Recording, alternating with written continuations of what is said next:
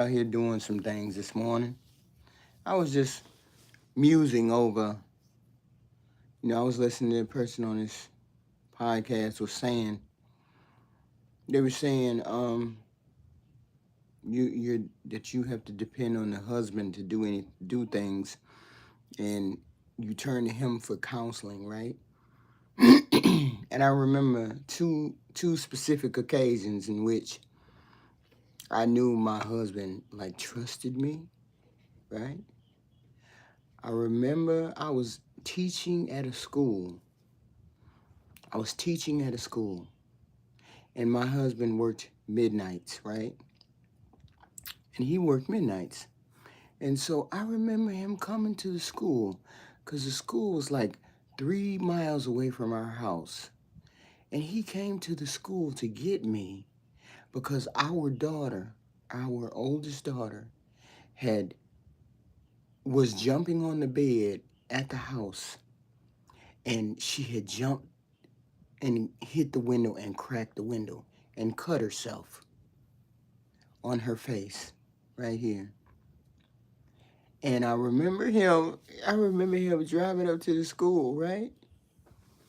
Talking about, you gotta come with me because, you gotta come to the hospital, right?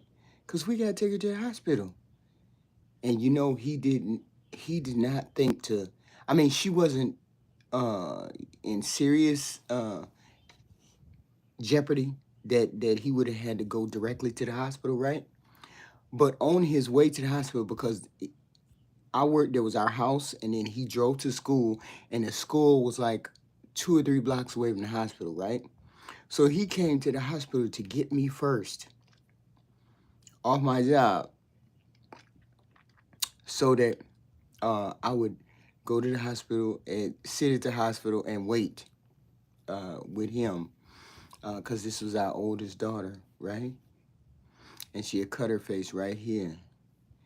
And I don't know whether it scared the shit out of him or not. I don't know how he felt at that time because I can't really remember. It's been like 30 years. And I remember him coming to get me. And I'm thinking to myself, why didn't he just go to the hospital and then call me? But then again, I have to remember they didn't have cell phones and things like that when I first had children. We didn't have cell phones, so he had to actually come and get me, and he wanted to directly, um, not have anything interfere with him coming to get me, so he could get me from the school. I said, boy, you better, what you doing? Coming to get me, right? Scared the crap out of me when I saw her, she was holding something up to her face because she had to be like, I don't know, 4 or 5, something like that. 4 or 5 or something. And so I was like, okay, he came get, and that was the first, that was one of the first ones. Second time that I knew my husband trust, I knew my husband was in it for the long haul, right? Our marriage was going, last beyond, our marriage was going to last beyond a certain amount of time. I knew, this is when I knew. Me and my husband we always worked different shifts. We never worked the same shift. Uh, he worked, sometimes we did. As the kids got older, we did. But when they were younger, he always said, I don't want anybody watching our children. Or, if we go to work, he doesn't want anybody watching our children. So he always insisted that we work different hours. I would work midnights and he would work days, or he would work days and I would work midnights, right? And so this time I had worked midnights. I was working in a shelter. I was working in a shelter, and I worked midnights, and I came home. And it must have been around 6 o'clock in the morning. It was still a little bit dark, right? Um, and I walked into the door, and he was asleep. My husband was asleep on the floor. He was in the front room, and the TV was blaring, and TV was on. TV was watching him, and my daughter, that same oldest daughter of ours, and she was something else when she was young. She just needed all this kind of attention. But this was our oldest daughter again. And I pulled back, I pulled back the covers to get her, to I noticed that she was, she's sleeping behind him. She was asleep behind him. His back was turned to her, but she was asleep behind him. And I pulled the cover back after, coming in the door from work. I pulled the cover back to, to put her in the bed. And she was twitching, like twitching, like, uh, uh, uh, She was doing that. I was like, what the hell? What the hell?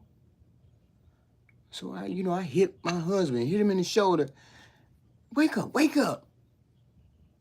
Look at Bina. So he turned and he looked at Bina and he saw her doing this. She was doing this. And I was like, oh my God, our daughter's having a stroke. She having a stroke. I don't know what the fuck is it. He jumped up. My husband jumped up.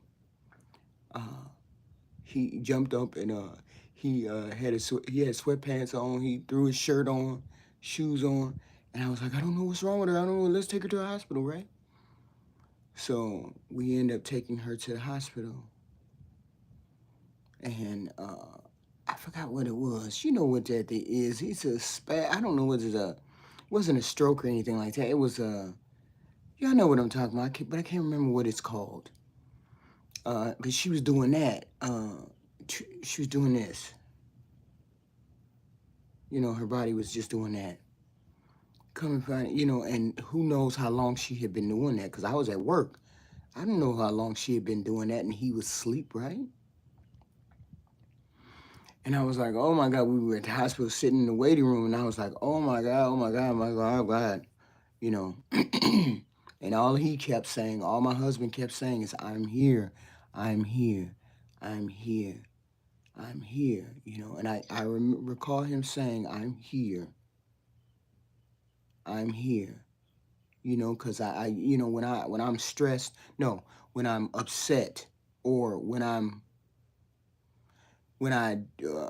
trying to process my own emotions and they're overwhelming, I don't want people touching me, or touching me or talking to me, so I can't really focus on other people. I'm internalizing a lot of stuff. But that's all I kept doing, is feeling him. I kept feeling him touch me, and him saying, I am here. And I said to myself, years later, I said, I thought to myself, this man was going to stay. This man was staying, or he stayed, despite, me, despite everything, this man was staying, or he stayed, or he wasn't going anywhere, right?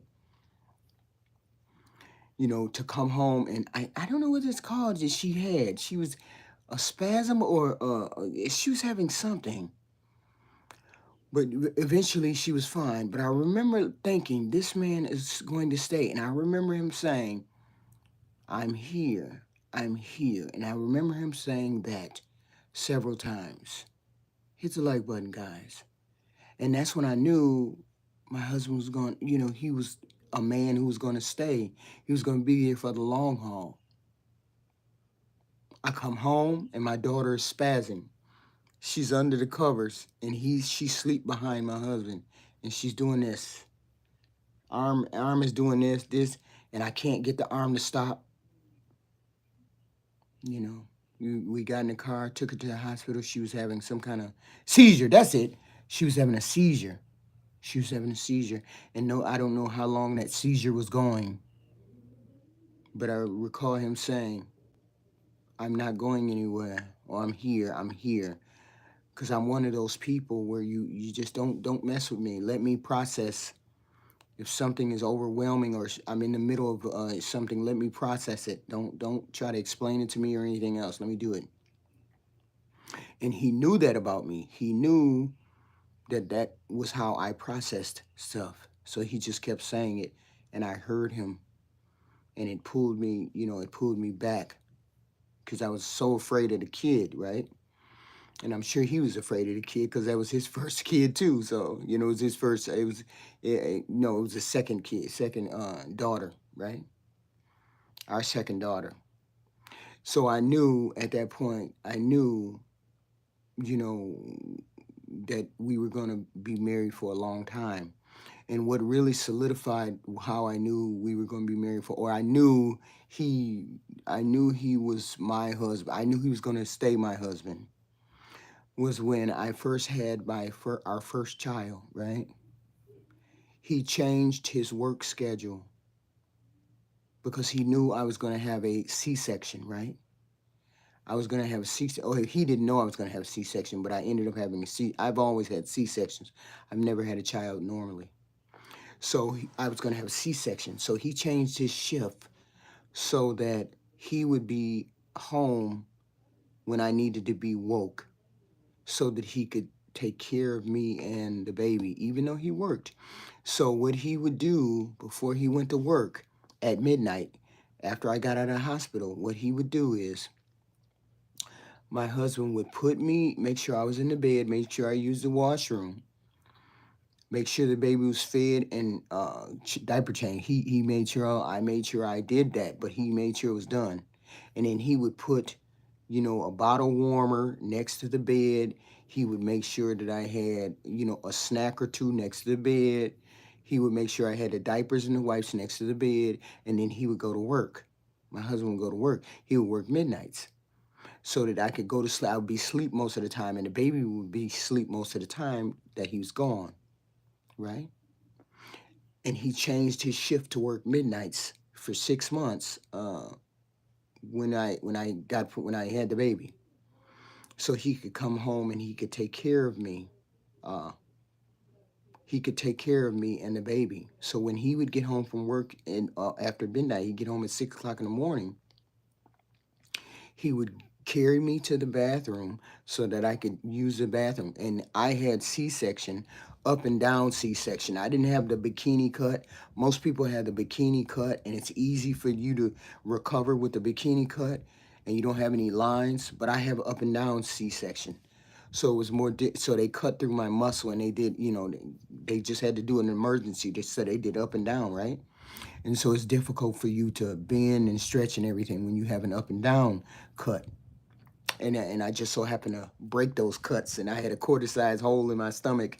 Uh, that's another story. But um, so he would come home from work. He would get the baby up. He would he would get me up, take me to the bathroom, put me in the bathroom, make sure I was in the bathroom to do what I needed to do because he knew I couldn't stand up long. So he would sit me in the bathroom, make sure I used the washroom. He'd go back in the bedroom, and he would get the baby and change the baby and then feed the baby, right? And he'd do that, I guess, when I was in the bathroom, I guess. And you wake up and cuddle the baby and touch the baby and have the baby on his chest. And then he would come into the bathroom and get me after I had gotten done doing what I needed to do, wash my face, wash up, or do whatever. And then he would come get me and set me in the front room, so that in the kitchen. So I would get up and I'd try to walk a little bit around the kitchen and then make him some kind of breakfast. And while I'm making him breakfast, he would hold the baby, talk to the baby and everything else. And I remember living in this one place. We were just a regular poor couple, regular couple, and this little itty bitty kitchen. Shit. But it wasn't all it wasn't bad. I loved him and he loved me, right? Because we were young, 23 and 25. We were kids. Um, and so I would make breakfast, and then he would take care of the baby at the table. And then once I got done making him breakfast, he would eat, and I would take the baby, and then he would lay down, and then I would make sure, because I had two kids prior. I would make sure that those two children, woke up. They were like 4 and 3. I'd make sure they woke up, and I'd make sure I'd get them ready, you know, get them dressed and cleaned, and take them to the other end of the house so that he could sleep, and we wouldn't make a lot of noise.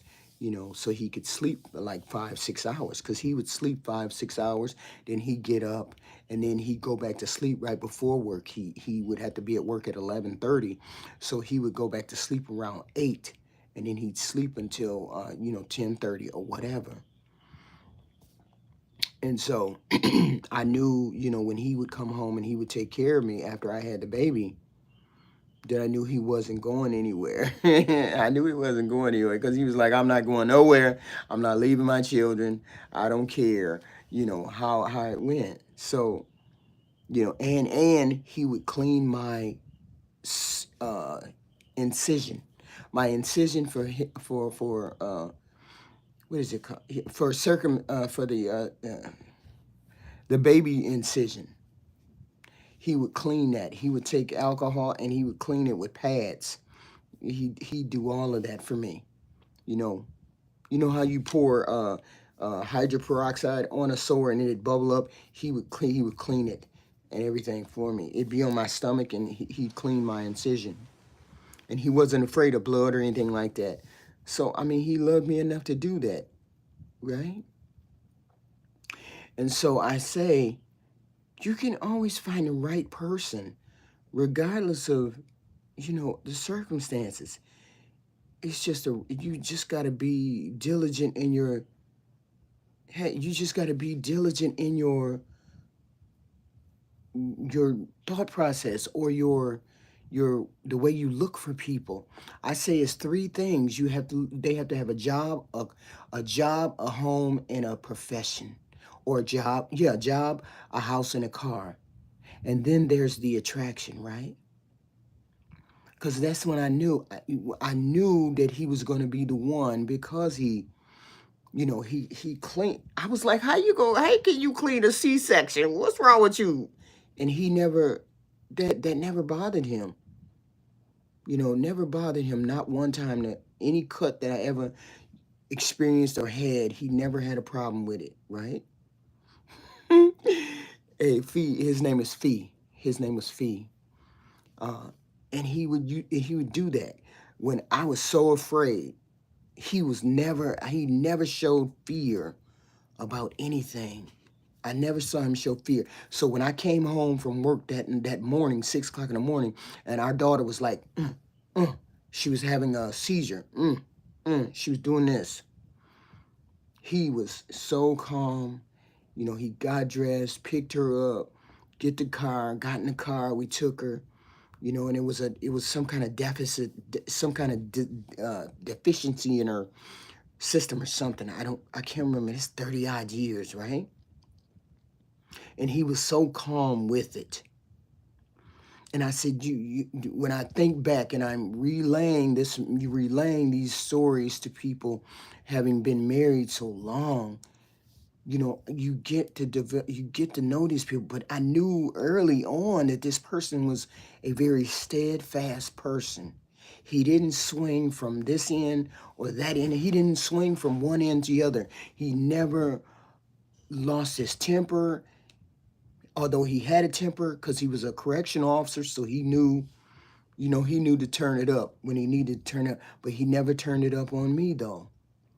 I never, I knew he had the propensity to be violent because he worked in the prison. Obviously, he had the propensity to be violent, but he never was violent to me. You know what I'm saying? He was never that monster to me, right? Or the children, right? Even though, he had, he would cuss. Believe me, he would cuss. You need to get the F out of here. Or you need to leave me the F alone, right? He was simple that way. But when the kids wanted him, even though these two children that I had were not his two children, he always had patience for those children. He always had patience for them. They'd come to him and they'd ask him, and he'd bend down and then he would talk to them. So I knew that he was a good. I knew he loved kids. I knew that about him. Because you can sense when people really care about kids and things like that. But this was a live in which I was letting you all know, how do you really grade a person's care, or how do you know this person is going to stay. I'm not saying that you got to do some fucked up shit all the time. That's not how you tell when a person is going to stay. I could tell from the way that he responded to crisis or responded to things that happened that he was a very steady person, and I knew I could rely on him not to get nuts on me. You know what I mean? Go off on me. Because everything that we went through, he was very steady, very calm on all of it. Never got outrageous with anything. Even when our daughter was cut, she was cut right next to the eye. He came and got me from the school. I was teaching school. He came and got me. Said, our daughter is cut. I said, take your ass to the hospital. I'm at work. Why are you coming to get me? You know, so he trusted me enough to do that. And when she was having a seizure, you know, he knew I would respond or know the right thing to do. So he trusted me in that way, right? So I'm saying, these are just lessons. These are things that I recall. You have to remember, I knew this man for a long time, almost, now it should be about 40 years. I have to recall, you know, I don't struggle to see what he looked like, but I struggle to, you know, I struggle to recall a lot of things, but that's neither here nor there. I'm saying this is a life lesson, you know, in marriage. It's just a picture, it's just a snapshot of being married to a steady person, not a hysterical person, a steady person, a steady human being. I mean, and that's very important to find that person that understands how to control their emotions, to control how they react to things. And that's the one thing that I never got hysterical. I'm not hysterical. I just shut down. There's a difference. I shut down, and he was like very calm. But those are the instances when I knew that I was going to stay married to this person, because I needed this person to be strong for me. When I couldn't be strong, I knew he would be strong. And whenever he ran into any issues or problems, I would be there for him. And I'm hoping that he knew that, right? I'm hoping that he knew that. Just some musings about being married for a long time. All of this happened when we were in our 20s. He was 2 years older than me. He was, wait a minute, how old? 62? Yeah. No, he was 1.5 years older than me. Yeah, 1.5 years older. Okay. Yeah. So yeah, because I was 23 and he was 24 when we met. 23 and 24.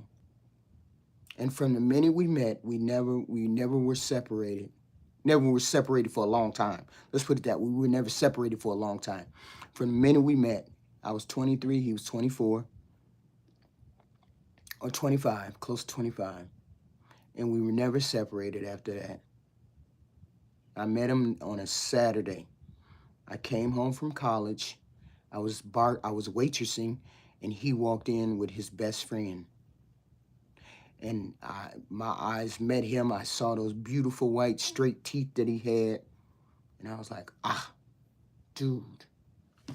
And we were never separated from that day on for any length of time. You know, fights, arguments, that kind of thing, of course. But never to the point where we were ever going to divorce, right? So this is just musings about being married. Musings about being married. Thank you for listening.